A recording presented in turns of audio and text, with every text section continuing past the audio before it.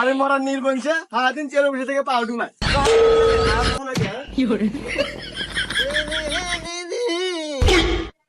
আরে আব্বা, তুমি সিয়ারে বসে থাকা বাদ মারে তুই কে? এ দুঃখের কথা আর কইস না গাদা, এই যে হুমুন্দির চেয়ারের পাও স্লিপের মিস্টেক করছে। তা তুই কোন যাস? আমি তো আব্বা যাইতেছি, ওই যে স্কুলে পরীক্ষা আছে, পরীক্ষা দিবে নিয়ে যেতেছি। আচ্ছা যা, ভালো হলে পরীক্ষা দিস, পাস কিন্তু তোর হরাই নাকবো। আর যদি ফেল হরস, আমি যে তোর বাপ এটা ভুলে যাবি। আরে আব্বা, তুমি ওইটা নিয়ে ভাইবই না তো, তুমি জানো না তুমি থাকতে আমার কোনো টেনশনই নাই। আর আমি তোমার বাধ্য সন্তান, তুমি যেটা করবে ওটা আমি অক্ষর অক্ষর পালন করবো। আচ্ছা গেলাম আমি পরীক্ষা দিবে। যা দেখি না যাস। কি রে গাদা, রেজাল্টের খবর কি? পাস কি করছু? এ ভাই আপনাকে তো আপনাকে চিনলাম না।